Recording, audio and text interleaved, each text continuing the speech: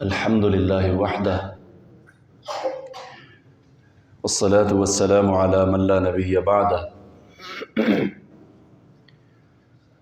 وعلى آله وأصحابه أجمعين وعلى من تبعهم بإحسان إلى يوم الدين أما بعد. قال الله تبارك وتعالى: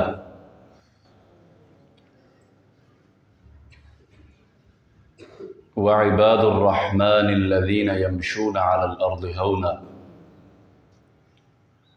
وقال الله عز وجل في مقام آخر: هل أتى على الإنسان حين من الدهر لم يكن شيئا مذكورا إنا خلقنا الإنسان من نطفة أمشاج نبتليه فجعلناه سميعا بصيرا.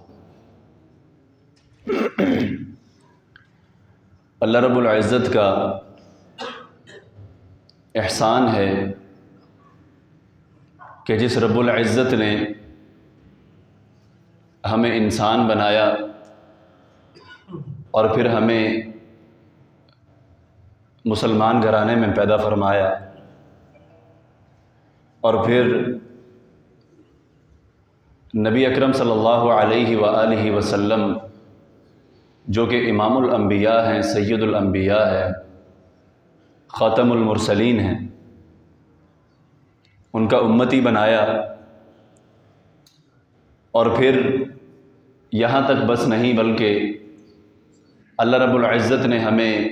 توحید والا بنایا، شرک سے ہمیں پاک رکھا ہے، نبی اکرم صلی اللہ علیہ وآلہ وسلم کی تعلیمات کو بجا لانے اور قرآن مجید پر صحیح معنوں میں عمل کرنے والا ہمیں بنایا ہے۔ اللہ رب العزت قرآن مجید کے اندر اپنے بندوں کی تعریف کرتے ہوئے، مومنین کی صفات بیان کرتے ہوئے پارہ نمبر 19 سورۃ الفرقان اس کے آخری رکوع کے اندر فرماتے ہیں کہ وَعِبَادُ الرَّحْمَنِ الَّذِينَ يَمْشُونَ عَلَى الْأَرْضِ هَوْنًا، کہ اللہ رب العزت کے یہ جو نیک بندے ہیں، جو عبادت گزار لوگ ہیں، یہ وہ ہیں جو زمین پر انتہائی نرمی کے ساتھ، عاجزی اور انکساری کے ساتھ چلتے ہیں۔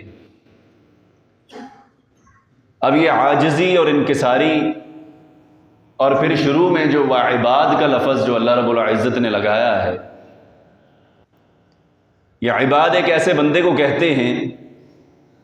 جو اللہ رب العزت کی عبادت کرنے والا ہو۔ سب سے پہلے نمبر پر تو ہم ایک انسانی اعتبار سے اپنا مقام، اپنی حیثیت وہ کیا ہے، وہ ہم قرآن مجید سے دیکھ لیتے ہیں۔ اس میں پارہ نمبر 29 سورۃ الدہر کی آیت نمبر 1 اور 2 کے اندر اللہ رب العزت نے فرمایا ہے کہ هل اتى على الانسان حين من الدهر لم يكن شيئا مذكورا، کیا انسان کے اوپر ایک ایسا وقت نہیں گزرا کہ وہ ایک ایسی چیز ہوا کرتا تھا کہ جس کا تذکرہ کرنا جو ہے وہ بھی بہت قلیل ہے، یعنی اس کا تذکرہ ہی نہیں کیا جاتا، اس کا بعض دفعہ تو اس کا تذکرہ کرنا معیوب سمجھا جاتا ہے۔ انسان ایک ایسی چیز ہوا کرتا تھا، اور وہ چیز کیا ہے، اس کی تشریح اللہ رب العزت نے آیت نمبر 2 کے اندر اسی مقام پر بیان فرما دی کہ انا خلقنا الانسان من نطفہ، وہ نطفہ ہے، وہ قطرہ ہے جو ٹپکایا جاتا ہے، امشاج نبتلیہ، وہ ملا جلا نطفہ ہے، اور پھر ہم نے اس کی پیدائش کیوں کی، اس کا مقصد بھی یہاں پر بتا دیا کہ تاکہ ہم اس کو آزما سکیں، فجعلناہ سمیعا بصیرا، اس کی آزمائش کرنے کے لیے ہم نے اسے پیدا فرمایا ہے۔ اور پھر یہ آزمائش جو ہے وہ ہم ایسے ہی نہیں کریں گے، آزمانے سے پہلے ہم نے اس کو صلاحیت دی ہے سننے کی بھی اور دیکھنے کی بھی، کہ وہ اچھائی کو بھی پرکھ سکے، اچھائی کو سن سکے، دیکھ سکے، پہچان کر سکے، اور برائی کی بھی پہچان وہ کر سکے۔ یعنی کہ اللہ رب العزت کی تعلیمات کو سن سکے، اللہ رب العزت کی تقدیر کو، اس کی قدرت کے شاہکار کو اس پوری کائنات کے اندر وہ دیکھے، دیکھ کر اللہ رب العزت کو وہ تلاش کرے اور پھر اس کی عبادت کرے اور عاجزی اور انکساری کے ساتھ کرے۔ اب عاجزی اور انکساری کا جو یہ ایک لفظ آ جاتا ہے، معذرت کے ساتھ یہ ہمارے اندر نہیں ہے۔ کیسے نہیں؟ میں پیدا ہوا، میں نے ہوش سنبھالا، اس وقت سے لے کر میں قبر میں جانے تک میری سارے کی ساری زندگی یہی کوشش رہتی ہے کہ میں دنیا کا سب سے بڑا آدمی بن جاؤں، میری عزت ہو، میرا مقام ہو، میرا مرتبہ ہو، لوگ میرا نام لینے والے ہوں، میری تعریف کرنے والے ہوں، ہر جگہ پر میرا ہی میرا نام ہو، میں ہی میں ہوں ہر جگہ پر۔ یہ میرے ہوش سنبھالنے سے لے کر میرے قبر میں جانے تک یہی میری آرزو اور تمنا رہتی ہے۔ اور دوسری بڑی تمنا اور آرزو میری کیا رہتی ہے؟ وہ اللہ رب العزت نے پارہ نمبر 30 سورۃ التکاثر کی آیت نمبر 1 میں بتا دیا، 1 میں اور 2 میں، کہ الہاکم التکاثر حتی زرتم المقابر، کہ ہلاک کر دیا تم کو اس خواہش نے کہ میں فلاں سے زیادہ مالدار ہو جاؤں، یا فلاں میرے سے زیادہ مالدار کیوں ہو گیا؟ اگر میرا مکان 2 منزلہ ہے تو ساتھ والے کا 3 منزلہ کیوں ہو گیا؟ میرا 4 ہونا چاہیے، اس کا 4 ہو گیا تو میرا 6 ہونا چاہیے، اس کی دیوار میرے سے 1 انچ اوپر کیوں جا رہی ہے؟ میری دیوار اس سے اونچی ہونی چاہیے۔ اسی ریس میں، اسی مقابلے بازی میں، مال و دولت کی ہوس میں دنیا کے اندر اتنا پاگل ہوا کہ حتی زرتم المقابر، کہ وہ بس نہیں ہوئی کہ یہاں تک کہ میں قبر میں پہنچ گیا، یہاں تک کہ تم قبروں میں پہنچ جاؤ گے لیکن تمہاری یہ ہوس ختم نہیں ہوگی، قرآن کا یہ فیصلہ ہوگی۔ لیکن خوش نصیب ہے نا وہ لوگ، وعباد الرحمن الذین یمشون علی الارض ہونا، کہ جو اللہ کی عبادت بھی کرتے ہیں۔ قد افلح المؤمنون، پارہ نمبر 18 ہے سورۃ المؤمنون کی آیت نمبر 1 اور 2۔ قد افلح المؤمنون، البتہ تحقیق مومن کامیاب ہو گئے۔ یہاں پر اللہ رب العزت نے 11 یا 12 صفات مومنین کی بیان فرمائی ہیں کہ جو کامیاب ہونے والے ہوں گے۔ کامیابی کیا ہے آپ کو معلوم؟ جس بندے کو جنت کا داخلہ مل گیا، فمن زحزح عن النار وادخل الجنۃ فقد فاز، یہی کامیابی ہے، اس کے علاوہ اور کوئی کامیابی نہیں۔ دنیا کے اندر مال و دولت کی کامیابی کو اگر ہم دیکھنا چاہیں تو وہ پہلے میں آپ کو اس کی ڈیفینیشن، اس کی تشریح مختصراً کر چکا ہوں کہ اس میں ہم کامیابی کے لیول پر پہنچ ہی نہیں سکتے کہ یہاں پر ہم قبر میں پڑے ہوئے ہوتے۔ اصل کامیابی وہ ہے کہ جس کو فمن زحزح عن النار وادخل الجنۃ فقد فاز۔ اور یہاں پر بھی اللہ نے آگے فرمایا وما الحیات الدنیا الا متاع الغرور، لوگوں سن لو، یہ دنیا کے اندر جو تم کامیابیاں تلاش کرتے ہو یہ دھوکے کے سوا کچھ بھی نہیں ہے۔ اصل میں کامیابی کیا ہے؟ وہ یہ ہے کہ جس بندے کو میں نے جہنم سے آزاد کر کے جنت کا داخلہ عطا فرما دیا، فقد فاز، تو پس وہی ہے حقیقت میں کامیاب انسان، اس کے علاوہ کامیاب کوئی نہیں۔ یہ کامیابی ہے۔ تو اب قد افلح المؤمنون کی بات ہو رہی تھی کہ البتہ تحقیق مومن کامیاب ہو گئے۔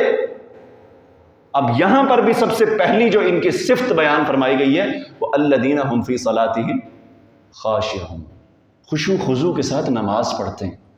خشوع خضوع کے ساتھ اللہ رب العزت کی عبادت کرتے ہیں۔ نبی اکرم صلی اللہ علیہ وآلہ وسلم سے جبریل علیہ السلام نے سوال کیا، وہ بڑی مشہور حدیث ہے جس کو ہم حدیث جبریل کے نام سے جانتے ہیں، صحیح مسلم کے اندر 8 نمبر حدیث ہے۔ کیا ہے اس حدیث میں؟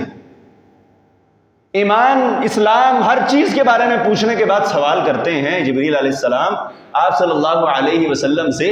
کہ ما هو الاحسان، نبی صلی اللہ علیہ وسلم مجھے بتلائیے کہ احسان کیا ہے۔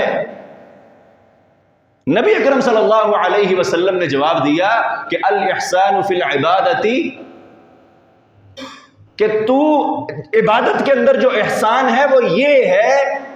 کہ ان تعبد اللہ کأنک تراہ، کہ تو اللہ رب العزت کی عبادت ایسے کرے جیسے تو اللہ پاک کو دیکھ رہا ہے، جیسے تو اللہ رب العزت کے سامنے کھڑا ہے اور تو اپنی آنکھوں سے اللہ تعالیٰ کو دیکھ رہا ہے، اس طرح تو اللہ کی عبادت کر۔ فَإِن لَّمْ تَكُن تَرَاهُ، اگر یہ کیفیت نہیں بن پاتی تو یہ مت بھول کہ وہ ہر حالت میں جو تجھے دیکھ رہا ہے، فَإِنَّهُ يَرَاكَ، کہ وہ ہر حالت میں تجھے دیکھ رہا ہے۔ میرا کیا حالت ہوتی ہے جب میرا کوئی بڑا افسر ہو یا مجھ سے بڑا ہو یا میرا والد ہو یا کوئی بھی ہو، وہ مجھے کوئی کام دے اور کام دینے کے بعد وہ مجھے دیکھ بھی رہا ہو تو بڑے احسن انداز سے کام کرتا ہوں کہ اس کو خوشی مل جائے، یہ میرے سے خوش ہو جائے، راضی ہو جائے۔ اور اللہ رب العزت نے مجھے حکم دیا ہے نماز پڑھنے کا، اور اسی کے سامنے کھڑا ہو کر اس کی بارگاہ میں اللہ اکبر کہہ کے اس کو اپنی طرف مخاطب کر کے میں اپنے کاروبار کے بارے میں اور اپنے بچوں کے اور اپنی جو دنیا کی میری پریشانیاں ان کے بارے میں سوچ رہا ہوتا ہوں، تو بتائیے کہ عباد الرحمن پھر کون سے لوگ؟ اگر میری نماز میں یہ حالت ہوتی، اگر میں زمین پر اکڑ کر چلتا ہوں، اگر میرا لوگوں کے ساتھ رویہ ایسا ہے کہ میں ہی میں اور تم کچھ بھی نہیں ہو، تو مجھے بتائیے کہ پھر عباد الرحمن کون سے لوگ؟ اللہ رب العزت نے نماز کے بعد بھی جس چیز کو ساتھ جوڑا ہے، الذین هم فی صلاتہم خاشعون، یہ خشوع خضوع نماز میں بھی ہے، اور ان کی چال ڈھال، اٹھنے بیٹھنے،